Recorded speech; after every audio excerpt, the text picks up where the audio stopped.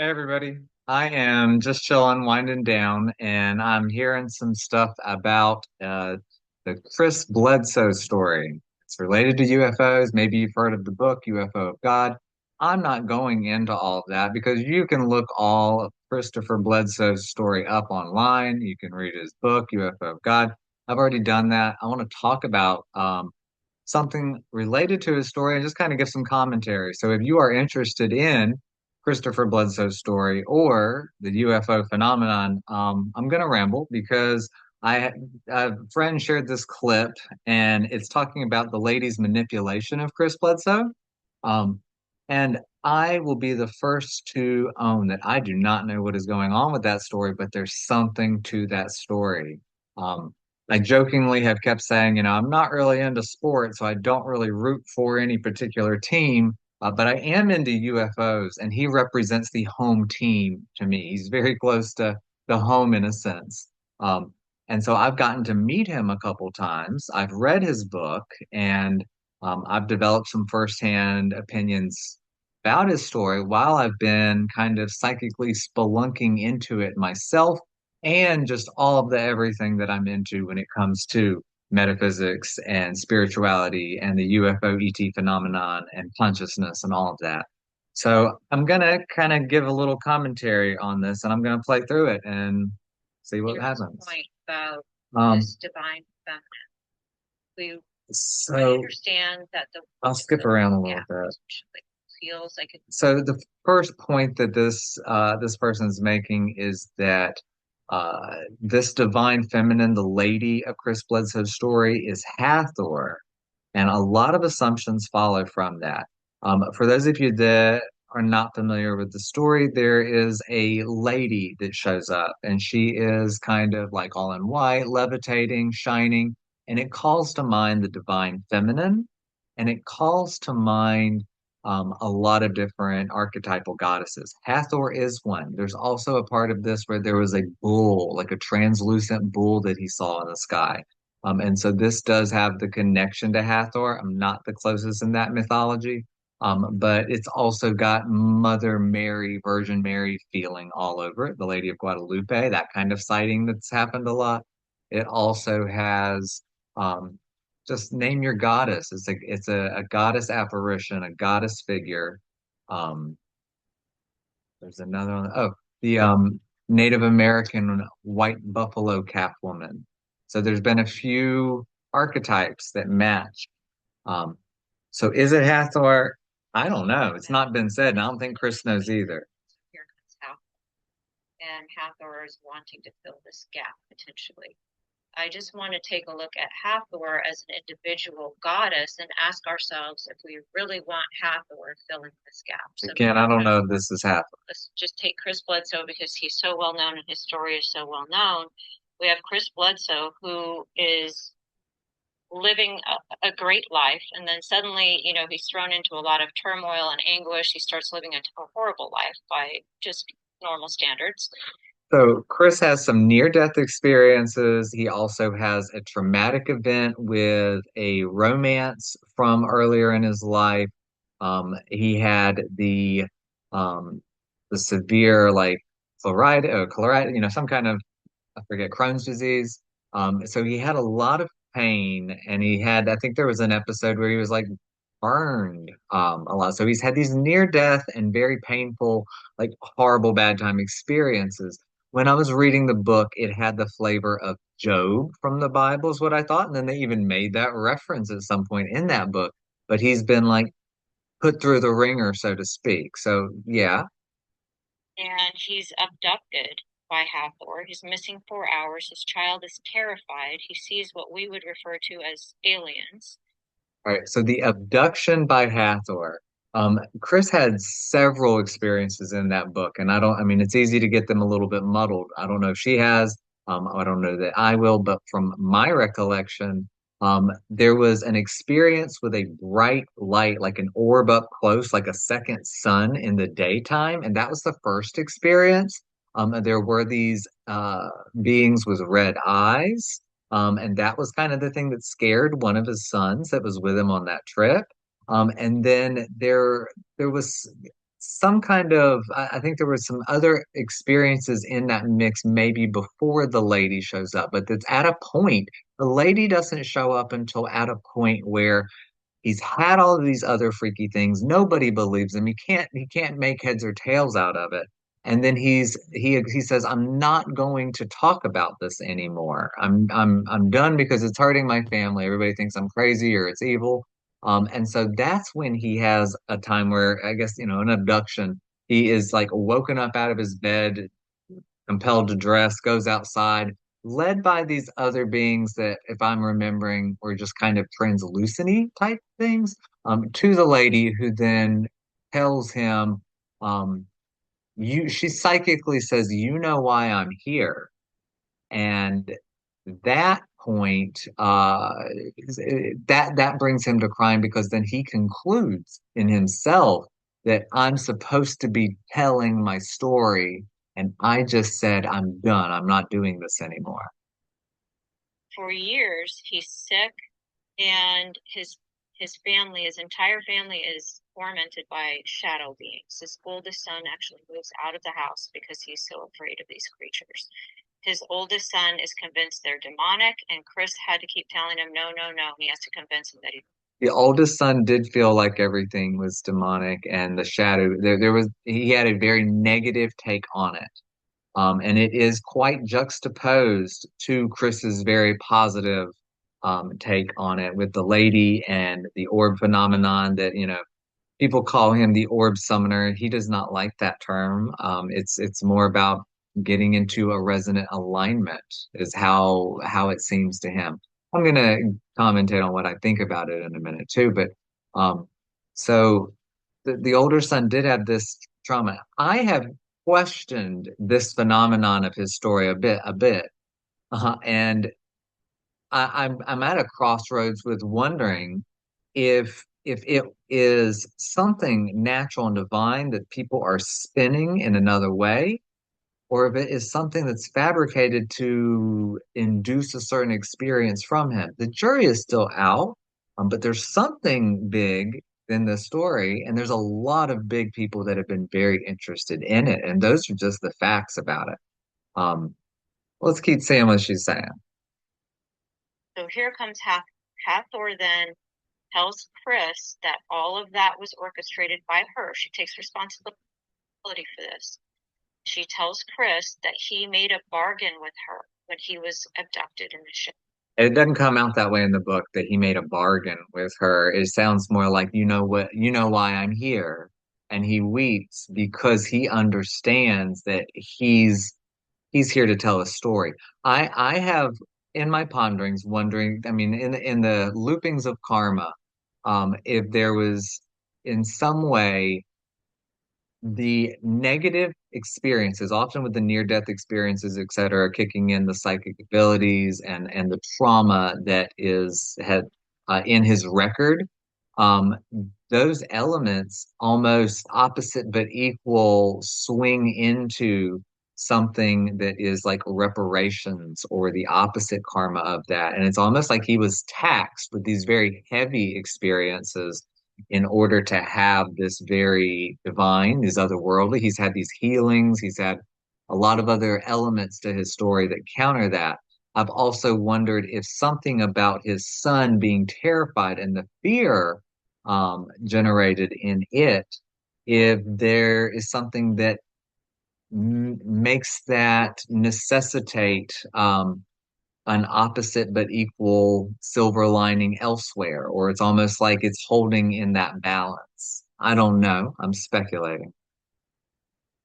And that he has to go through with this bargain. Um, and if he does go through with the bargain, then she'll let him film the orbs and she's going to provide his family with protection. Well, that's a strong arm robbery to me. That's not divine. That's not anything. I'll just put it this way. I'll just take my own personal opinion. It's not anything I want in my life. And so this is Hathor. Is this creature the one we want filling the divine feminine role? She is her main message, and this is the Again, there's not anything to his story or from him that has said this is Hathor, and I'm under the impression that Chris Bledsoe is more akin to thinking of the lady like the Virgin Mary. There is a lot of Christian background in it.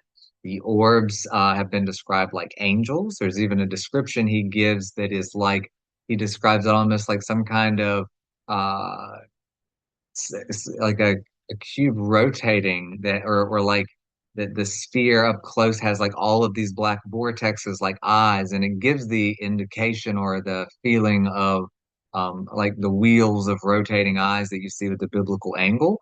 I've wondered if a lot of Chris Bledsoe's lens from it is through that Christian background. That might be the archetypal lens that makes sense.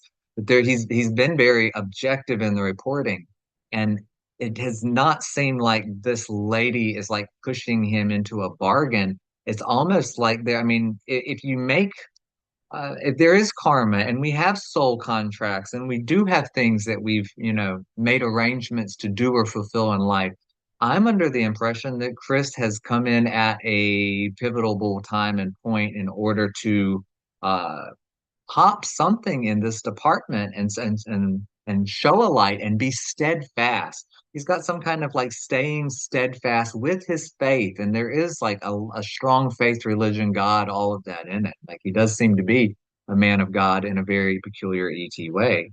Um, and if that element of um, staying steadfast in the face of adversity is just part of this road, and that because of the negative pressure and the fear and everything from it, that there is the extreme pressure to capsize, and to stop. I'm not going to tell my story anymore. And the lady somehow invigorates and reminds him. She comes in to remind, and I'm here because she comes in at a point where he had decided he's not going to tell the story anymore. And so she's basically, it's almost like it seems like getting a little help. We'll make sure, I do question why was he not able to video the phenomenon before the lady came in? And why were other people not allowed to see it with him? Because that was what she said in the effort to bolster him and encourage him to continue. We'll let you capture it on film and we'll let other people see it with you. And after that, he's continued to share his story, and that has happened. Um, I do know, as another post has said, and a point that I have made with him, that the alphabet soup has been very interested. NASA, FBI, CIA, anybody that is anybody has knocked on his door because this phenomenon is happening. And so it does make me wonder, are they knocking on his door because it's a natural thing that he has a divine attraction with, either the resonance and all of that, or is he an experiment and they're checking to see how it's going? I don't know. We all get the front row seats. We all have the popcorn. And there's definitely a show here because there's a book. You should read the book. They want you to read the book. The book's published. And there might be a movie, it says on the cover of the book. So there's something in this story, and it's attracted a fair amount of attention. And all of this whistleblower UFO phenomenon seems to be attracting some kind of attention. So they want to tell us something. Do they want to tell us everything? And how do they want to spin it? I don't know, but we all get to listen. Um, the religious stuff and the whole God matrix of it all is its own little curiosity I'm not going into, but let's see how this finishes with Chris's story for me. Message is go out, pray to the universe, do CE5, and just leave yourself open, response. All right. So she's saying that the lady's message, and she keeps saying the lady is Hathor. Again, I don't know that it's Hathor. I want to know who the lady is.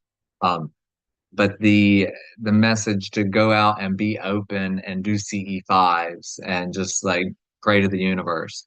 I I didn't really get much more from the lady. The bold thing that doesn't say is the lady makes a bold prediction to and through Chris about Easter of 2026, about how there is a star aligning Regalis. She points it out, and as an astrologer, I can't help but hear that ringing a tone. Regalis, which is usually it has been at the end of Leo at 29 degrees, but it's now in the everyday girl Virgo at 0 degrees. It's a big deal. But that star, the ruby star, is supposed to be somewhere around the Sphinx in between the Pauls. And there's an Edgar Casey prophecy about a ruby being found between the Pauls of the Sphinx, and everybody's been digging looking for it.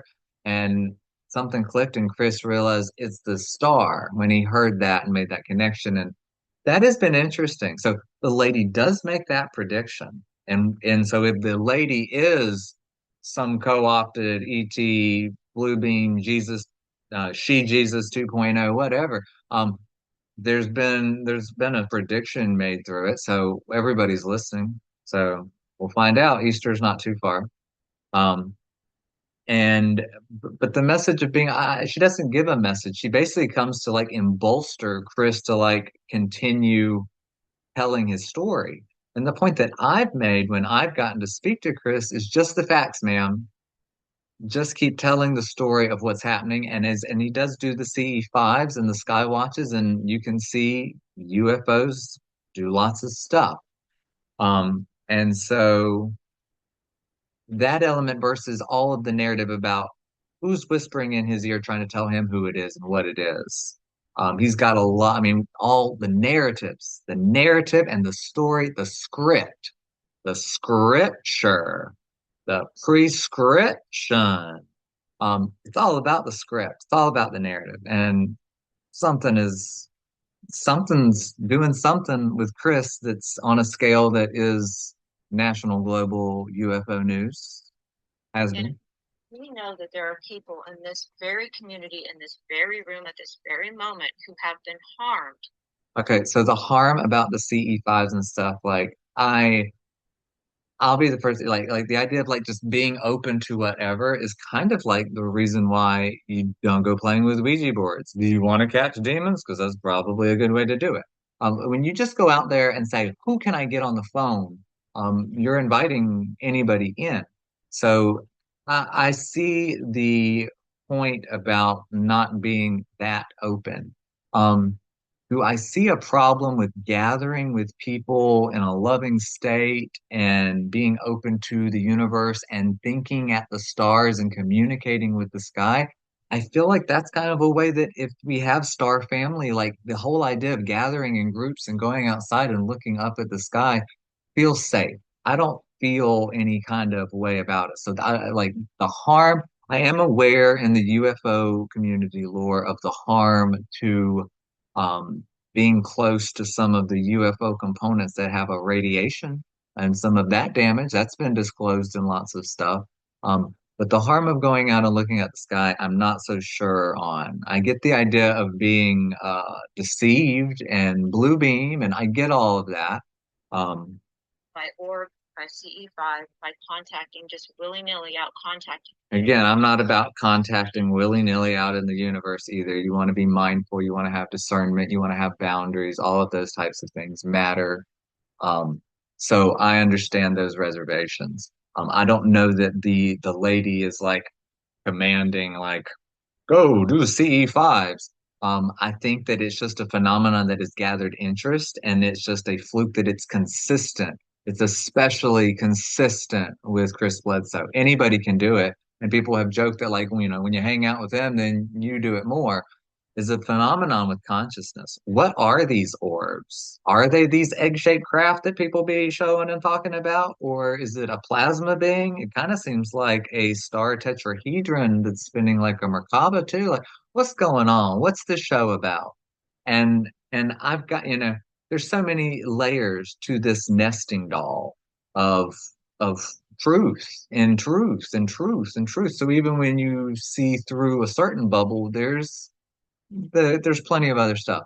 Um, I kind of feel like in this big game, as much as there is the corralling of the main narrative, where's the main cinematic collective going?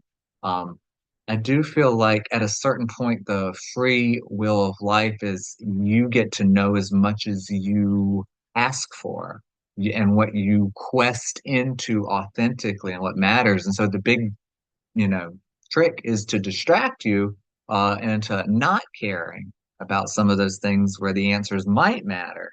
and then just really fret over all of these other things that are more superficial. And so just not everyone's attracted, like magnetically, or adventurous to certain pockets of information. So people are only going to find the information that resonates. They're only going to listen to the stories that resonate, and everybody's going to get in where they fit in. Um, so the Chris Bledsoe story is of interest to me.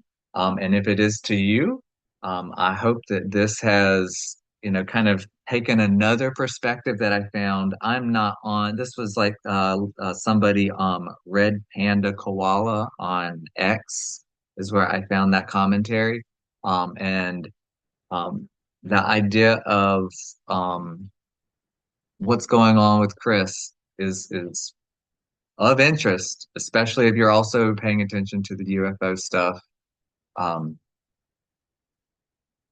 the options that I have seen or that I imagine, because this dude he's not crazy, he's not lying, he's your average Joe Farmer Brown. That's what I like about him. He's for the everyday person. He makes this phenomenon accessible and real, grassroots for people to experience. I feel like there's a real positivity to him. It's a real bright light. He's a very humble person. He's got all of these, like, I'm not blowing up his head. He's not like he's Jesus Christ, but he's got a lot of the good vibes, that Christ conscious energy.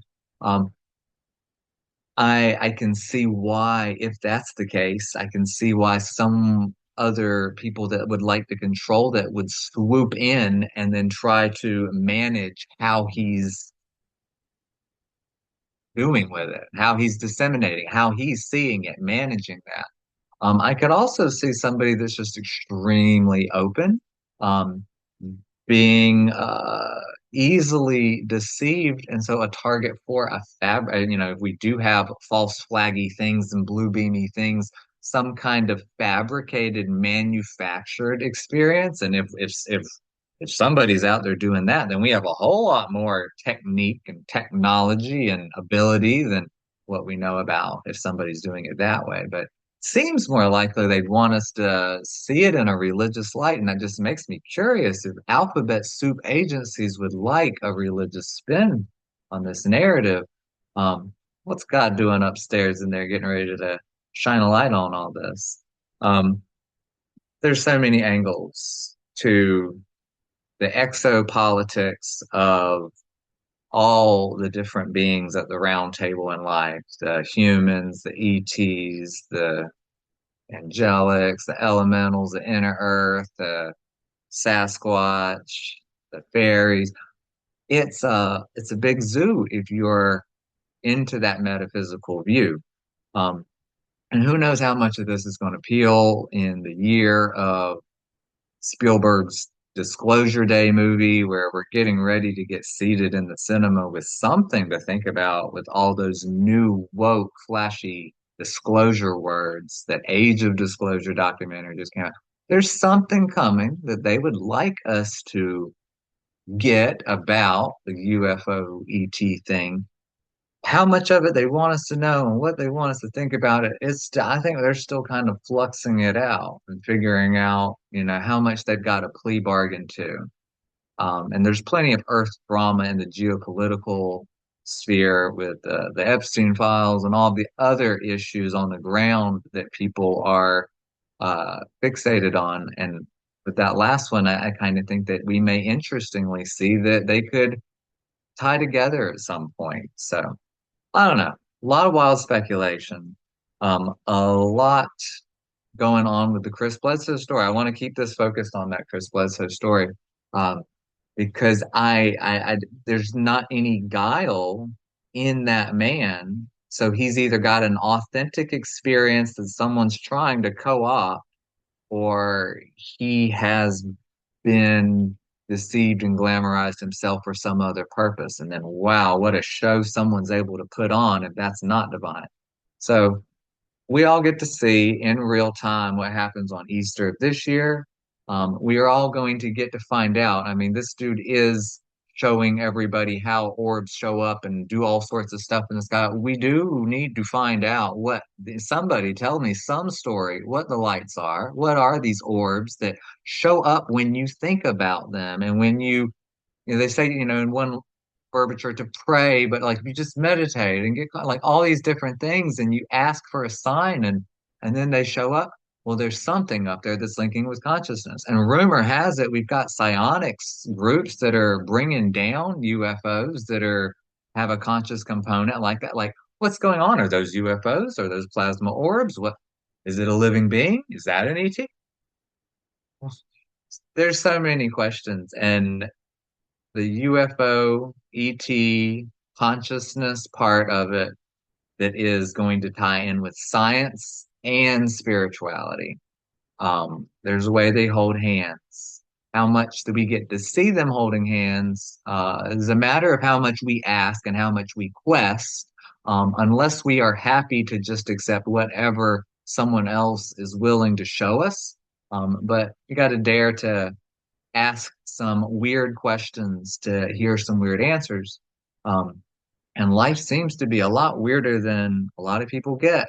If there is light beings and orbs and lady goddess and UFOs and let's get on with it 2026. I'm ready to see what's going on. So I'm going to wrap it up. I hope this has been entertaining in some respect and getting anybody out there that has heard about the Chris Bledsoe story or is curious. I mean, if you're into UFOs, you need to go find out about Chris Bledsoe and the UFO of God book and his story.